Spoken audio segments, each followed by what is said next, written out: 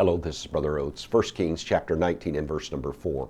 But he himself went a day's journey into the wilderness, and he came and sat down under a juniper tree, and he requested for himself that he might die, and said, It is enough now, O Lord, take away my life, for I'm not better than my fathers.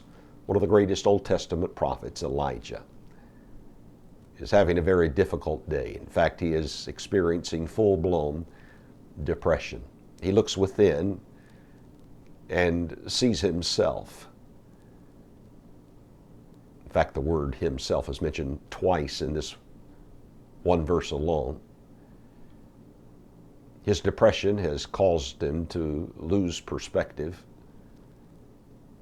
In verse number 10, he says, even I only am left. He thinks he's the only one left standing.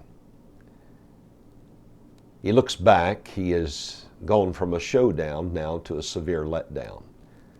In chapter number 18, he had just slain 450 false prophets of Baal. And what was one of the greatest spiritual mountaintop experiences in his ministry has resulted immediately following one of the greatest spiritual lows or valleys. He looks ahead. He understands that Queen Jezebel is after him. She's going to take his life once she finds him. Realizing that he's going to die anyway, he requests to the Lord to take his life. He looks around and he understands that he's no better than his fathers. He's looked every direction, within, behind, ahead, around, but one direction he has failed to look, and that's upward. Because depression will blind you from the upward look. Psalms 121, verse number 1. I will lift up mine eyes unto the hills, from whence cometh my help.